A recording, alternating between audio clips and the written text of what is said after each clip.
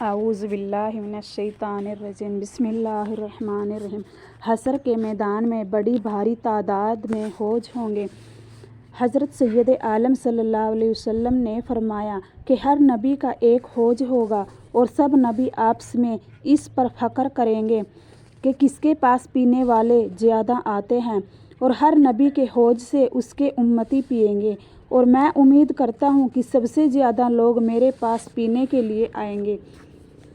حضرت انس رضی اللہ تعالیٰ عنہ سے فرمایا کہ میں نے نبی کریم صلی اللہ علیہ وسلم سے عرض کیا کہ آپ قیامت کے دن میرے لیے سفارش فرما دیں۔ آپ نے ارشاد فرمایا کہ ہاں میں کر دوں گا۔ میں نے عرض کیا کہ آپ کو کہاں تلاش کروں؟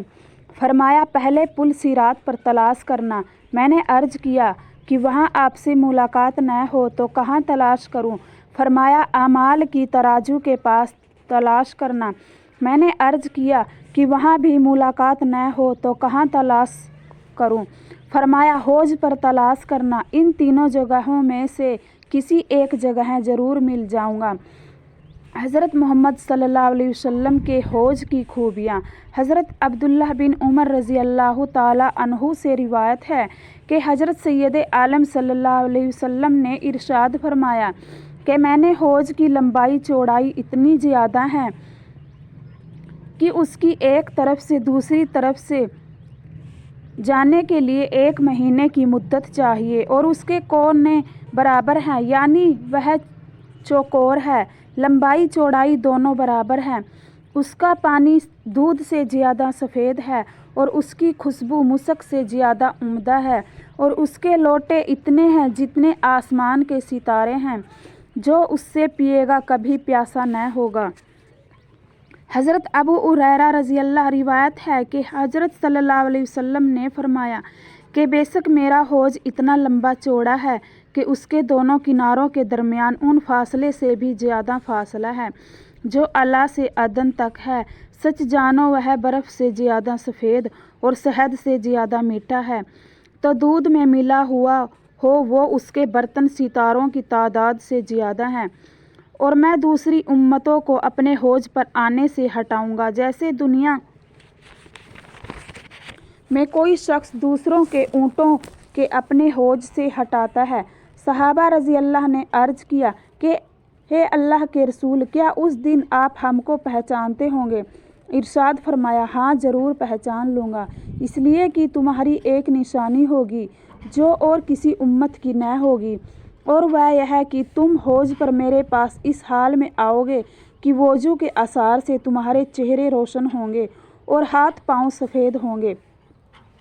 دوسری روایت میں یہ بھی ہے کہ آپ نے ارشاد فرمایا کہ آسمان کے تاروں کی تعداد میں حوض کے اندر سونے چاندی کے لوٹے نظر آ رہے ہوں گے۔ یہ بھی ارشاد فرمایا کہ اس حوض میں 2 پرنالے گر رہے ہوں گے جو جنت کی نہر سے اس کے پانی میں بڑھوتری کر رہے ہوں گے۔ ایک پرنالہ سونے کا اور دوسرا چاندی کا ہوگا۔ سب سے پہلے حوض پر پہنچنے والے لوگ۔ حضرت عبداللہ بن عمر رضی اللہ روایت فرماتے ہیں کہ حضرت سید عالم صلی اللہ علیہ وسلم نے ارشاد فرمایا کہ میرا حوض اتنا بڑا ہے جتنا عدن اور عمان کے درمیان فاصلہ ہے، برف سے زیادہ ٹھنڈا اور شہد سے زیادہ میٹھا ہے، اور مسک سے بہتر اس کی خوشبو ہے۔ اس کے پیالے آسمان کے ستاروں سے بھی زیادہ ہیں۔ جو اس میں سے ایک بار پی لے گا اس کے بعد کبھی بھی پیاسا نہ ہوگا۔ سب سے پہلے پینے کے لیے اس پر مہاجر کفار محتاج آئیں گے۔ کسی نے موجود لوگوں میں سے سوال کیا کہ اے اللہ کے رسول، ان کا حال بتا دیجیے۔ یہ وہ لوگ ہیں دنیا میں جن کے سروں کے بال بکھرے ہوئے اور چہرے بھوک، محنت و تھکن کی وجہ سے بدلے ہوتے تھے۔ ان کے لیے بادشاہوں اور حاکموں کے دروازے نہیں کھولے جاتے تھے، اور اچھی عورتیں ان کے نکاح میں نہیں دی جاتی تھیں، اور ان کے معاملوں کی خوبی یہ حال تھا کہ ان کے ذمے جو حق کسی کا ہوتا تھا تو سب چکا دیتے تھے، اور ان کا جو حق کسی پر ہوتا تھا وہ پورا نہ لیتے تھے بلکہ تھوڑا بہت چھوڑ دیتے تھے۔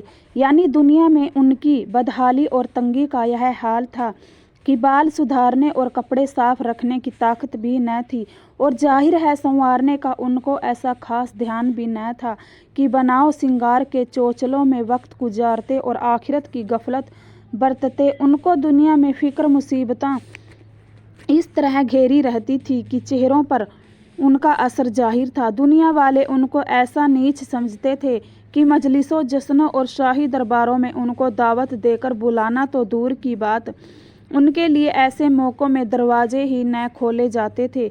और वे औरतें जो नाज व नेमत में पली थी, इन खुदा के खास बंदों के निकाहों में नहीं दी जाती थी, मगर आखिरत में उनका यह रुतबा होगा कि हौज कौसर पर सबसे पहले पहुँचेंगे।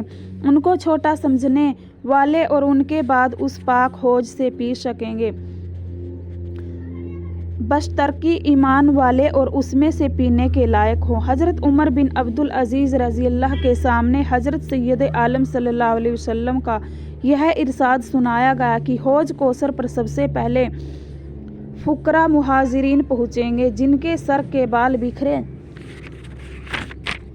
हुए और कपड़े मैले रहते थे, और जिनसे अच्छी औरतों के निकाह न किए जाते थे, और उनके लिए दरवाजे नहीं खोले जाते थे। नबी सल्लल्लाहु अलैहि वसल्लम के इस इरशाद को सुनकर हज़रत उमर बिन अब्दुल अज़ीज़ घबरा गए और बेइख्तियार फरमाया कि मैं तो ऐसा नहीं हूँ, मेरे निकाह में अब्दुल मलिक की बेटी फ़ातिमा शहज़ादी है और मेरे लिए दरवाजे खोले जाते हैं। अब तो ज़रूर ही ऐसा करूँगा कि उस वक़्त तक सर को न धोऊँगा जब तक बाल बिखर न जाया करेंगे, और न अपने बदन का कपड़ा उस वक़्त तक धोऊँगा जब तक मैला न हो जाया करेगा। हज़रत उमर बिन अब्दुल अज़ीज़ रज़ियल्लाहु वक्त के खलीफा और इस्लामी सरकार के चलाने वाले थे। आखिरत की फ़िक्र के उनके बड़े बड़े किस्से एतबार वाली किताबों में मिलते हैं। अस्सलामु अलैकुम व रहमतुल्लाहि व बरकातुहू।